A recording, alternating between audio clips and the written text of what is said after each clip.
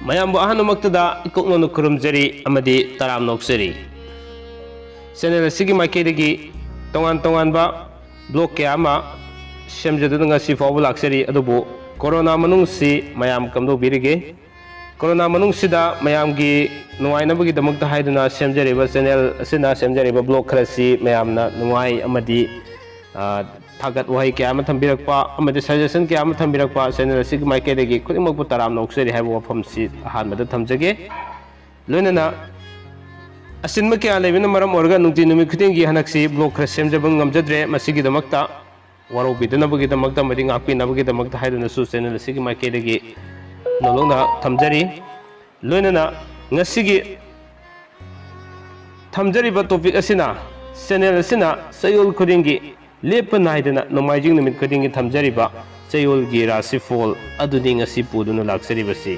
ꯉꯁꯤꯒꯤ ꯆꯌꯣꯜꯒꯤ ꯔꯥꯁꯤꯐꯣꯜ ꯑꯁꯤꯗꯗꯤ ꯃꯄꯨꯡ ꯑꯣꯏꯅ ꯖꯨꯟꯒꯤ ꯇꯥꯡ 6ꯇꯒꯤꯅ ꯖꯨꯟꯒꯤ ꯇꯥꯡ 12 ꯐꯥꯎꯕꯒꯤ ꯆꯌꯣꯜꯒꯤ ꯔꯥꯁꯤꯐꯣꯜ ꯈꯨꯗꯣꯜ ꯇꯝꯖꯒꯦ ꯂꯣꯏꯅꯅ ꯉꯁꯤꯒꯤ ꯆꯌꯣꯜꯒꯤ ꯔꯥꯁꯤꯐꯣꯜ ꯑꯁꯤ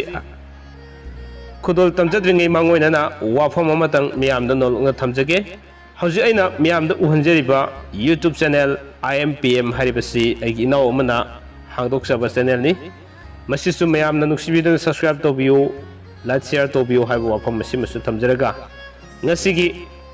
ꯄꯨꯗꯨꯅ ꯂꯥꯛꯆꯔꯤꯕ ꯆꯌꯣꯜꯒꯤ ꯔꯥꯁꯤꯐꯣꯜ ꯖꯨꯟꯒꯤ ꯇꯥꯡ 6ꯇꯒꯤꯅ ꯖꯨꯟꯒꯤ ꯇꯥꯡ 12 ꯐꯥꯎꯕꯒꯤ ꯑꯣꯏꯕ ꯆꯌꯣꯜ ꯑꯁꯤꯒꯤ ꯔꯥꯁꯤꯐꯣꯜ ꯈꯨꯗꯣꯜ ꯇꯝꯖꯔꯒꯦ ꯃꯤꯠꯌꯦꯡ ꯇꯥꯃꯤꯟꯅꯁꯤ ꯂꯣꯏꯅꯅ ꯆꯦꯅꯦꯜ ꯑꯁꯤꯕꯨꯁꯨ ꯅꯨꯡꯁꯤꯕꯤꯗꯨꯅ ꯁꯕꯁꯀ꯭ꯔꯥꯏꯕ ꯇꯧꯕꯤꯗ꯭ꯔꯤꯕꯁꯤꯡꯅ ꯁꯕꯁꯀ꯭ꯔꯥꯏꯕ ꯇꯧꯕꯤꯌꯨ ꯑꯃꯗꯤ ꯊꯥꯒꯠꯆꯔꯛꯄ ꯕ꯭ꯂꯣꯛ ꯈꯨꯗꯤꯡꯃꯛ ꯃꯇꯝ ꯆꯥꯅ ꯎꯕ ꯐꯪꯅꯕꯒꯤꯗꯃꯛꯇ ꯕꯦꯜ ꯑꯥꯏꯀꯣꯟ ꯑꯗꯨꯁꯨ ꯅꯝꯕꯤꯌꯨ ꯍꯥꯏꯕ ꯋꯥꯐꯝ ꯑꯁꯤ ꯊꯝꯖꯒꯦ ꯈꯨꯗꯣꯜ ꯇꯝꯖꯔꯒꯦ ꯆꯌꯣꯜꯒꯤ ꯔꯥꯁꯤꯐꯣꯜ ꯃꯤꯌꯥꯝꯗ ꯂꯥꯟꯊꯣꯛꯆꯔꯒꯦ ꯉꯁꯤꯒꯤ ꯖꯨꯟꯒꯤ ꯇꯥꯡ 6ꯇꯒꯤꯅ ꯖꯨꯟꯒꯤ ꯇꯥꯡ 12 ꯐꯥꯎꯕꯒꯤ ꯑꯣꯏꯕ ꯆꯌꯣꯜ ꯑꯁꯤꯒꯤ ꯔꯥꯁꯤꯐꯣꯜ ꯃꯍꯧꯁꯥꯒꯨꯝꯅ ꯃꯦꯁ ꯔꯥꯁꯤꯐꯣꯜ ꯍꯥꯟꯅ ꯊꯝꯖꯔꯕ ꯃꯇꯨꯡꯗ ꯃꯊꯪ ꯂꯥꯛꯄꯅ ꯑꯔꯣꯏꯕꯗ ꯃꯤꯟꯅ ꯔꯥꯁꯤꯐꯣꯜ ꯑꯃꯨꯛ ꯂꯧꯈꯠꯆꯒꯦ ꯑꯁꯨꯝꯅ ꯃꯍꯧꯁꯥꯒꯨꯝ ꯇꯥꯡꯀꯛ ꯑꯅꯤꯅꯤ ꯊꯣꯛꯅ ꯍꯥꯏꯕꯗꯤ ꯉꯁꯤꯒꯤꯁꯤꯗ ꯖꯨꯟꯒꯤ ꯇꯥꯡ 6ꯇꯒꯤꯅ ꯖꯨꯟꯒꯤ ꯇꯥꯡ 9 ꯐꯥꯎꯕ ꯑꯃ ꯑꯗꯨꯒ ꯑꯗꯨꯒꯤ ꯃꯇꯨꯡ ꯇꯥꯔꯛꯄ ꯖꯨꯟꯒꯤ ꯇꯥꯡ 8ꯗꯒꯤꯅ ꯖꯨꯟꯒꯤ ꯇꯥꯡ 12 ꯐꯥꯎꯕꯒꯤ ꯑꯃꯨꯛ ꯃꯤꯌꯥꯝꯗ ꯈꯨꯗꯣꯜ ꯇꯝꯖꯒꯦ ꯂꯧꯕꯤꯔꯁꯤ ꯑꯍꯥꯟꯕꯗ ꯃꯦꯁ ꯔꯥꯁꯤꯐꯣꯜꯒꯤ ꯑꯣꯏꯅ ꯇꯥꯡ 6ꯇꯒꯤ ꯇꯥꯡ 9 ꯐꯥꯎꯕꯒꯤ ꯃꯅꯨꯡꯗ ꯂꯝꯗ ꯆꯠꯀꯅꯤ ꯄꯟꯗꯨꯅ ꯂꯩꯕ ꯁꯦꯜ ꯐꯪꯒꯅꯤ ꯑꯅꯧꯕ ꯃꯔꯨꯞ ꯐꯪꯒꯅꯤ ꯁꯨꯕ ꯅꯣꯝꯕ ꯀꯔꯕꯥꯔ ꯇꯧꯕ ꯀꯥꯟꯅꯒꯅꯤ ꯍꯔꯥꯎ ꯀꯨꯝꯍꯩ ꯌꯦꯡꯕ ꯄꯥꯝꯒꯅꯤ ꯑꯗꯨꯒ ꯖꯨꯟꯒꯤ ꯇꯥꯡ 8ꯗꯒꯤ ꯖꯨꯟꯒꯤ ꯇꯥꯡ 12 ꯐꯥꯎꯕꯒꯤ ꯃꯅꯨꯡꯗ ꯋꯥꯅꯣꯝꯕ ꯃꯥꯏ ꯄꯥꯛꯀꯅꯤ ꯑꯅꯧꯕ ꯅꯨꯡꯉꯥꯏꯕ ꯄꯥꯎ ꯇꯥꯒꯅꯤ ꯄꯣꯠꯆꯩ ꯂꯦꯞꯁꯤꯟꯒꯅꯤ ꯁꯥ ꯁꯟꯒꯤ ꯃꯔꯤꯗ ꯁꯦꯜ ꯆꯠꯀꯅꯤ ꯑꯗꯨꯒ ꯍꯛꯆꯥꯡꯒꯤꯗꯤ ꯀꯥꯏꯗꯦ ꯃꯍꯩꯒꯤꯗꯤ ꯐꯩ ꯄꯥꯈꯪ ꯂꯩꯁꯥꯕꯤꯒꯤ ꯑꯣꯏꯅꯗꯤ ꯊꯨꯡꯅꯒꯅꯤ ꯑꯅꯤꯁꯨꯕꯗ ꯂꯧꯈꯠꯆꯒꯦ ꯕ꯭ꯔꯦꯁ ꯔꯥꯁꯤꯐꯣꯜꯒꯤ ꯑꯣꯏꯅꯁꯨ ꯇꯥꯡ 6ꯇꯒꯤ ꯇꯥꯡ 9 ꯐꯥꯎꯕꯒꯤ ꯃꯅꯨꯡꯗ ꯍꯥꯟꯅ ꯊꯝꯖꯒꯦ ꯍꯥꯏꯔꯤꯕ ꯃꯇꯝ ꯑꯁꯤ ꯐꯥꯎꯕꯒꯤ ꯃꯅꯨꯡꯗ ꯊꯕꯛ ꯊꯧꯔꯝꯗ ꯆꯔꯛ ꯆꯍꯤꯡ ꯇꯧꯒꯅꯤ ꯋꯥꯈꯜ ꯌꯥꯝꯒꯅꯤ ꯃꯊꯧ ꯆꯤꯟꯒꯅꯤ ꯀꯥꯟꯅꯕ ꯈꯔ ꯋꯥꯠꯀꯅꯤ ꯑꯐꯕ ꯃꯔꯨꯞ ꯈꯔ ꯇꯥꯡꯒꯅꯤ ꯆꯦꯛꯁꯤꯟꯕꯤꯌꯨ ꯑꯗꯨꯒ ꯇꯥꯡ 8ꯗꯒꯤ ꯇꯥꯡ 12 ꯐꯥꯎꯕꯒꯤ ꯃꯅꯨꯡꯗꯅ ꯏꯃꯨꯡ ꯃꯅꯨꯡ ꯁꯦꯝꯖꯤꯟ ꯁꯥꯖꯤꯟꯕ ꯉꯝꯒꯅꯤ ꯄꯨꯡ ꯏꯁꯩ ꯇꯧꯕ ꯀꯥꯟꯅꯒꯅꯤ ꯂꯤꯂꯥ ꯗ꯭ꯔꯃꯥ ꯌꯥꯎꯕ ꯃꯤꯡꯆꯠ ꯐꯪꯒꯅꯤ ꯍꯛꯆꯥꯡꯒꯤꯗꯤ ꯀꯥꯏꯗꯦ ꯃꯍꯩꯒꯤ ꯑꯣꯏꯅꯗꯤ ꯇꯜꯂꯤ ꯑꯗꯨꯒ ꯄꯥꯈꯪ ꯂꯩꯁꯥꯕꯤꯒꯤ ꯑꯣꯏꯅꯗꯤ ꯃꯨꯛꯅꯒꯅꯤ ꯑꯍꯨꯝꯁꯨꯕꯗ ꯂꯧꯈꯠꯆꯒꯦ ꯃꯤꯊꯨꯟ ꯔꯥꯁꯤꯐꯣꯜꯒꯤ ꯑꯣꯏꯅ ꯇꯥꯡ 6ꯇꯒꯤ ꯇꯥꯡ 9 ꯐꯥꯎꯕꯒꯤ ꯃꯅꯨꯡꯗ ꯑꯅꯧꯕ ꯃꯔꯨꯞ ꯐꯪꯒꯅꯤ ꯃꯔꯤ ꯃꯇꯥꯒ ꯄꯨꯟꯅ ꯆꯥꯃꯤꯟ ꯊꯛꯃꯤꯟꯅꯕ ꯐꯪꯒꯅꯤ ꯑꯗꯨꯒ ꯂꯝ ꯇꯨ ꯆꯠꯄ ꯂꯩꯒꯅꯤ ꯁꯦꯜ ꯃꯈꯣꯡꯗꯤ ꯈꯔ ꯄꯥꯟꯒꯅꯤ ꯍꯥꯏꯕꯗꯤ ꯏꯁꯥꯗꯒꯤ ꯈꯪꯍꯧꯗꯨꯅ ꯁꯦꯜ ꯄꯨꯡꯆꯠ ꯆꯠꯀꯅꯤ ꯍꯥꯏꯕꯅꯤ ꯃꯔꯝ ꯑꯃꯗꯗꯤ ꯍꯦꯛꯇ ꯆꯠꯀꯅꯤ ꯋꯥꯈꯜ ꯌꯥꯝꯒꯅꯤ ꯃꯊꯧ ꯆꯤꯟꯒꯅꯤ ꯁꯦल फंगबसु वाटकनी सत्खिबना खरा हेनगनी अदुगा तांग 8दगी तांग 12 फावबगी मनुंगदा अनोब पाव खरा ताब फंगनी वनोमदि सक्री थांगनी फम होंगदो होंजिन खरा तौगनी कारबार तौब फब खरा वाटली हक्सांगी ओइनदि कायदे महैगी ओइनदि निंगम थुंगदे पाखंग लेसाबिगी ओइनदि मुकनै मरी सुबदा लौखसगे कर्कट राशिफल की ओइना तांग 6 तगी तांग 9 फावबगी मनुंगदा पोचै लैसिनगनी इमुंग मनुंग सेमगत सागत पतौगनी mari mata yumda sak samin thakminnaba tawgani aduga TV yengduna leithokani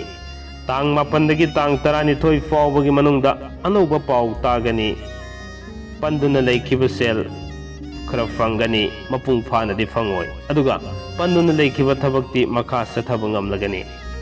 karbar toba kanagani wanoma sakri thangani haksangi oinadi kaide mahaigi oinadi ningba thongde aduga pakhang lesabigi oinadi haina singnagani mathangda lokasage singha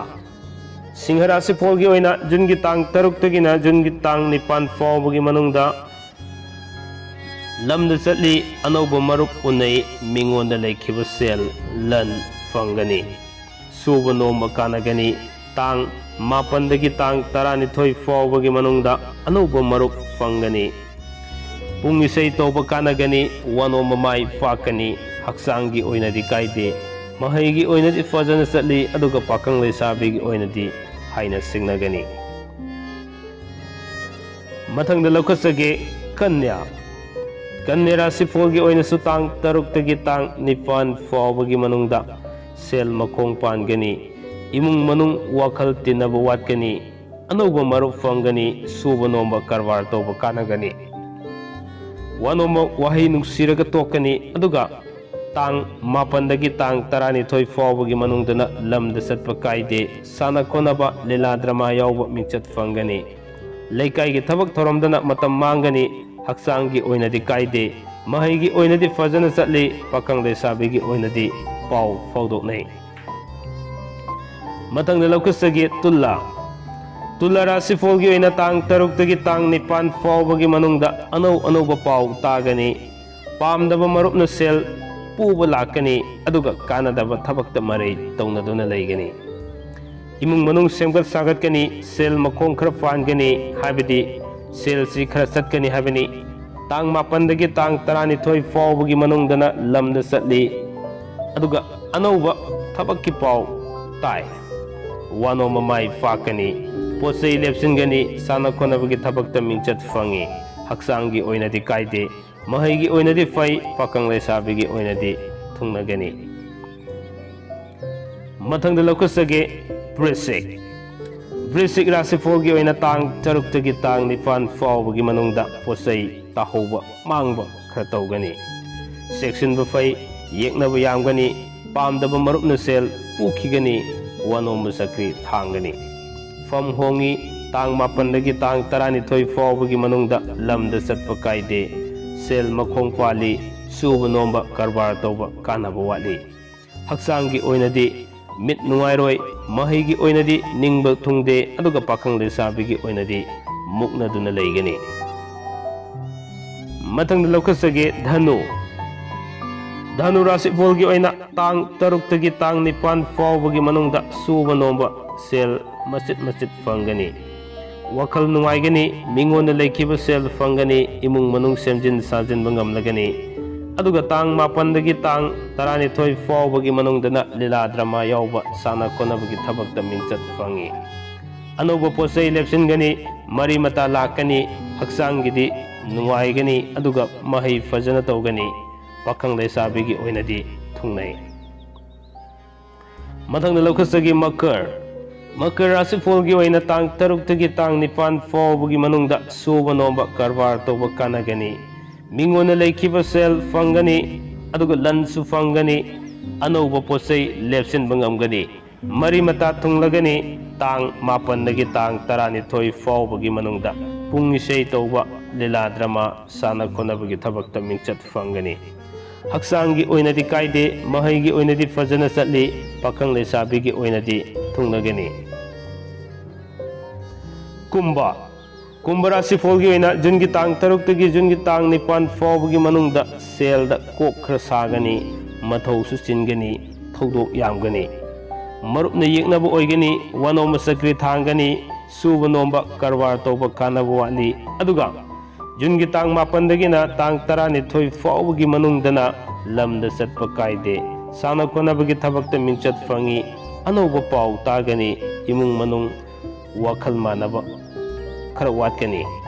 haksangi oinadi mit nungairoi mahaigi oinadi ningma thungde aduga pakhang lesabigi oinadi haina singnagani mathangda laukhasage minna rasi phol gi oina tang taruk tagi tang nipan fawbagi manungda lamtu yengba chatkani anubu marup mari mata fangani fam hongani panduna laikiba sel fangani mina sanbigani aduga tang mapandagi tang tarani thoi fawbagi manungda lamda chatpa thoina kaide sel makhong pali suba nomba karbar toba kanaba watli haksangi oinadi mit amasung kok khara nungairoi mahigi oinadi chang amada damak chatkani aduga pakhang lesabigi oinadi muknagani asumna channel asina sayol khudingi lepa naidena nomaijing numit khudingi thamjariba sayol gi rasi folda ngasi jun gi tang taruk tagina lakadoriba jun gi tang tarani thoi fawbagi oiba sayol gi rasi fol khudol tamjabasi matang aswaida tension janabagi tanjadu lawjage mathangi sayol gi rasi folda lakadoriba nomaijing numit tamuk miyamda puduna laksage amadi marak asida tongan tongan ba miyamna thambirakpa request topirakpa topic sing adugi blog soidana maki khudol tamjarake khara lokasaraga matamadi fawbagi oinadi kaina naba yathang nijanabagi tanjada lawjage loiba fawba tabiba amadi miyeng tabibagi damak channel asigi maikedegi ngamkai leitena thagasaba phongdoksabaga loinana punamukpu amukasona thagasaba phongdoksari kanglai fakna yai fare